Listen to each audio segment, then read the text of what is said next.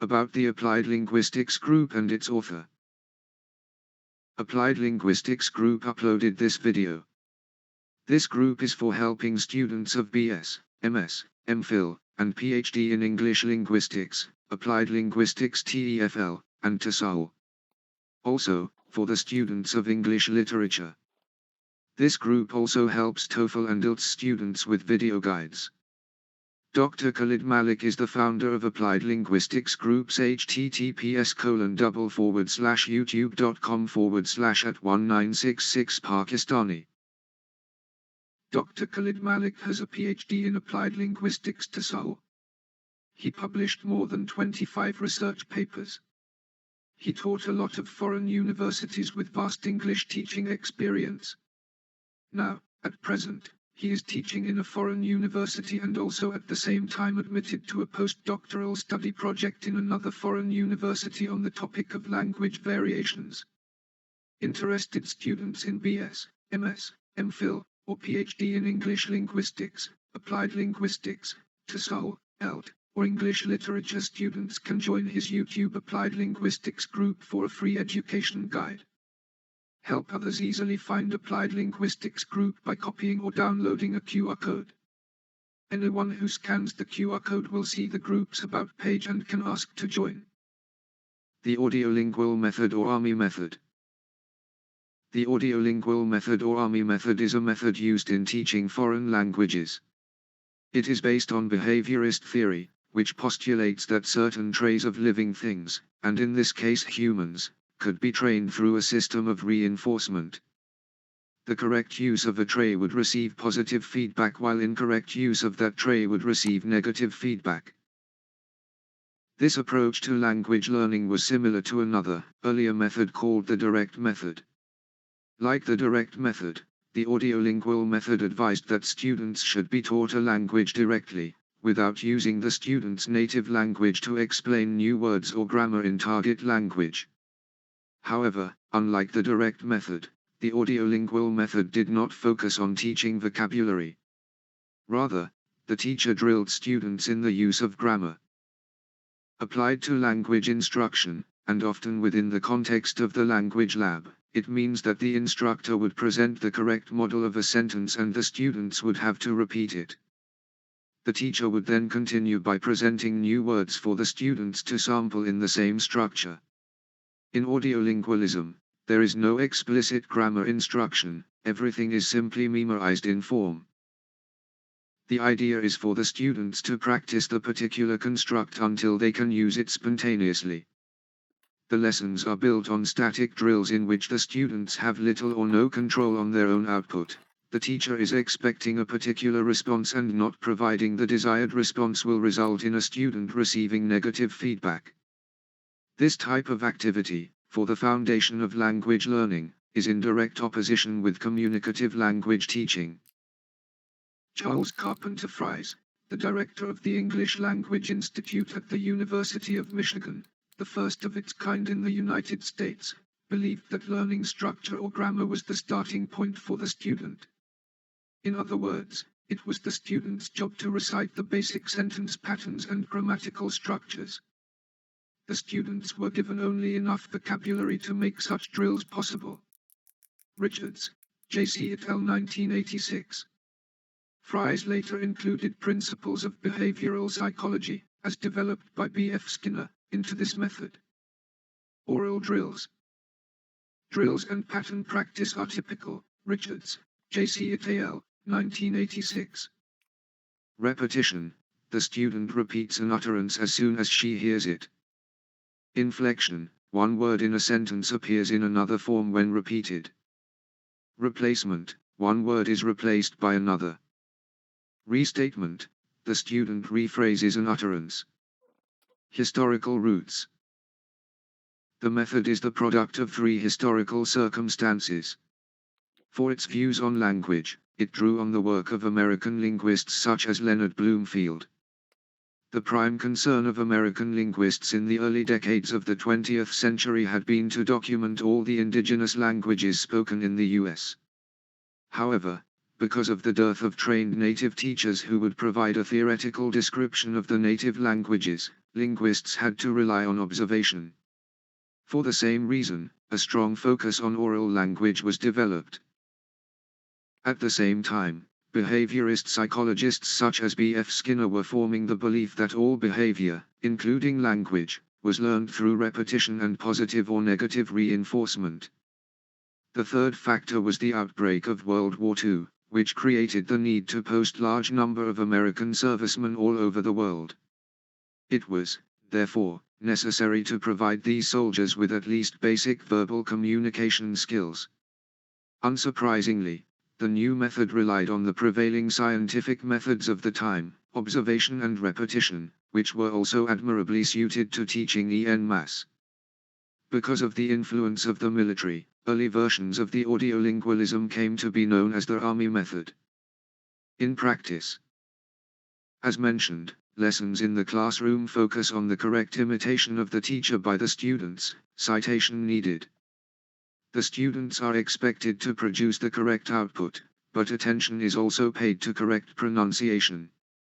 Although correct grammar is expected in usage, no explicit grammatical instruction is given. Furthermore, the target language is the only language to be used in the classroom. 4. Modern implementations are more lax on this last requirement. Fall from popularity. In the late 1950s, the theoretical underpinnings of the method were questioned by linguists such as Noam Chomsky, who pointed out the limitations of structural linguistics.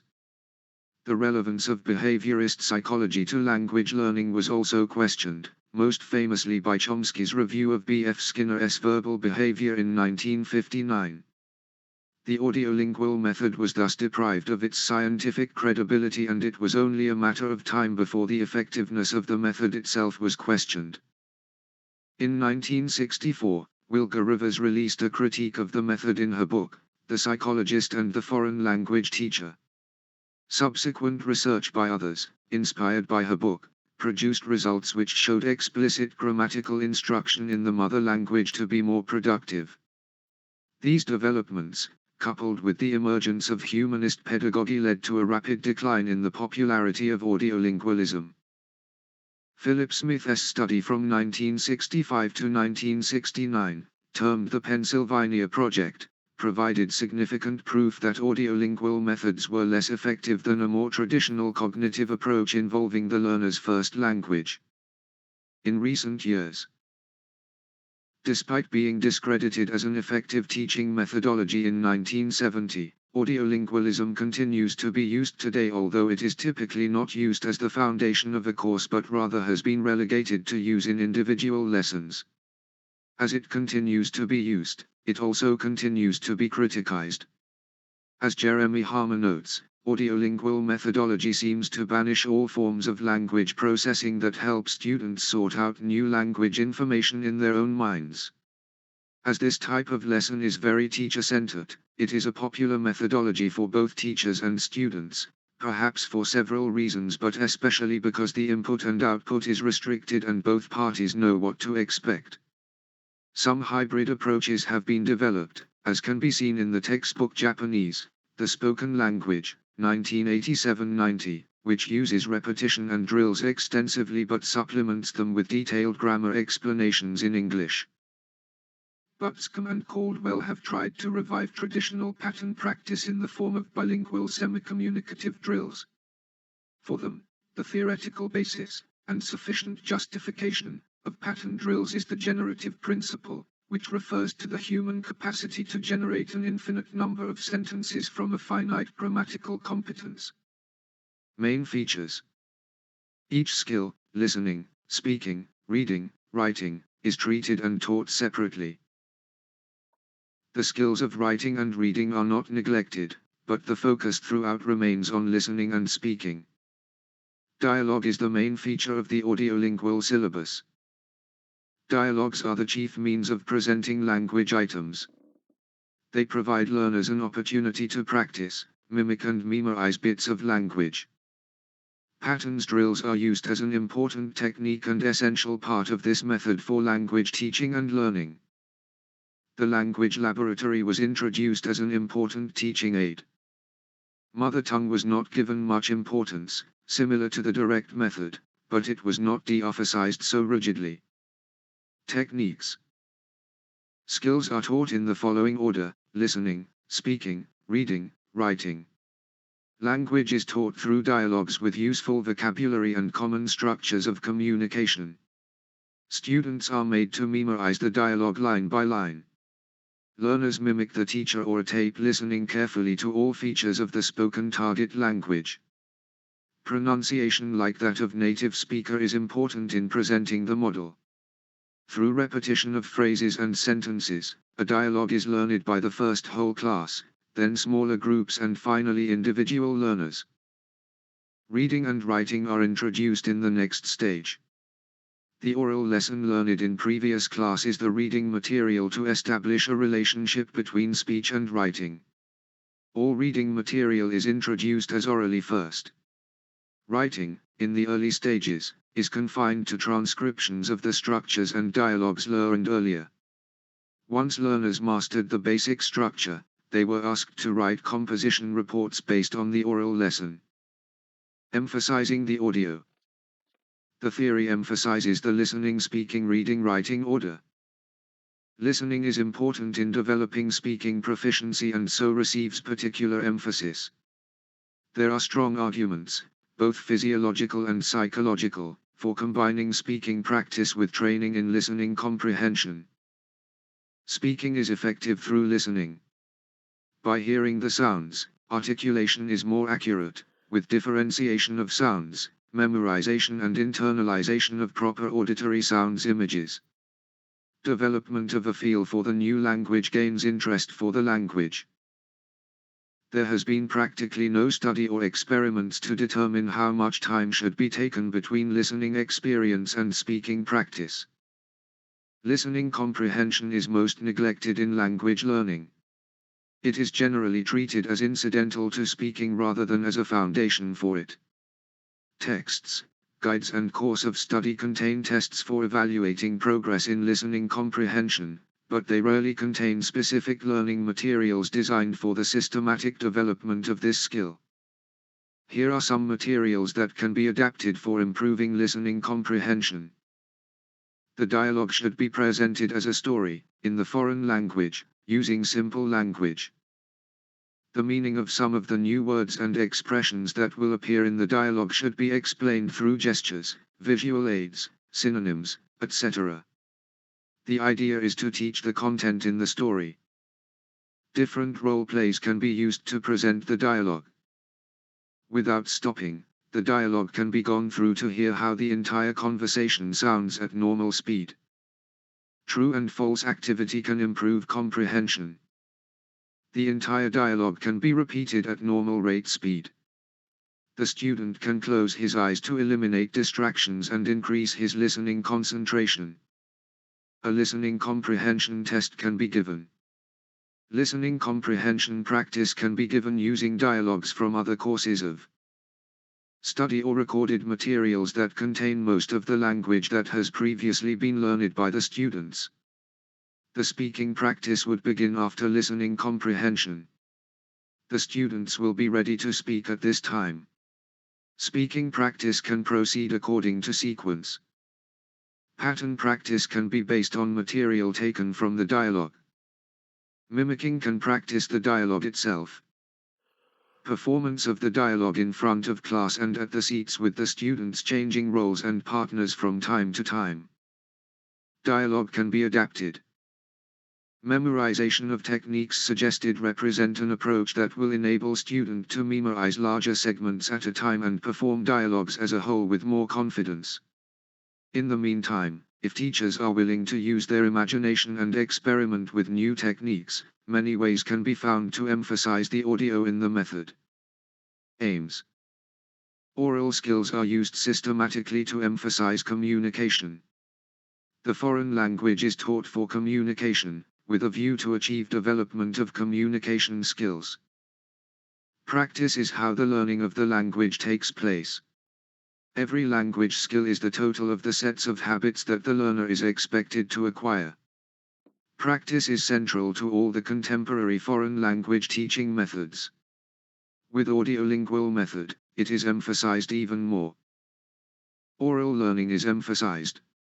Stress is put on oral skills at the early year of the foreign language course and is continued during the later years. Oral skills remain central even when, later, reading and writing are introduced. Learners are asked to speak only what they have had a chance to listen to sufficiently. They read only the material used as part of their practice. They have to write only that which they have read. Strict order of material, in terms of the 4 skills, is followed. Advantages. Listening and speaking skills are emphasized and, especially the former, rigorously developed. The use of visual aids is effective in vocabulary teaching. The method is just as functional and easy to execute for larger groups. Correct pronunciation and structure are emphasized and acquired. The learner is in a directed role. The learner has little control over the material studied or the method of study. Disadvantages, edit. The behaviorist approach to learning is now discredited. Many scholars have proven its weakness. It does not pay sufficient attention to communicative competence. Only language form is considered while meaning is neglected. Equal importance is not given to all 4 skills. It is a teacher-dominated method. It is a mechanical method since it demands pattern practice, drilling, and memorization over functional learning and organic usage. The learner is in a passive role. The learner has little control over their learning. About the Applied Linguistics Group and its author. Applied Linguistics Group uploaded this video. This group is for helping students of BS, MS, MPhil, and PhD in English Linguistics, Applied Linguistics TEFL, and TESOL. Also, for the students of English Literature. This group also helps TOEFL and IELTS students with video guides. Dr. Khalid Malik is the founder of Applied Linguistics Group's https://youtube.com/@1966 Pakistani. Dr. Khalid Malik has a PhD in Applied Linguistics TESOL. He published more than 25 research papers. He taught a lot of foreign universities with vast English teaching experience. Now, at present, he is teaching in a foreign university and also at the same time admitted to a postdoctoral study project in another foreign university on the topic of language variations. Interested students in BS, MS, MPhil, or PhD in English Linguistics, Applied Linguistics, TESOL, IELTS, or English Literature students can join his YouTube Applied Linguistics group for a free education guide. Help others easily find Applied Linguistics group by copying or downloading a QR code. Anyone who scans the QR code will see the group's About page and can ask to join.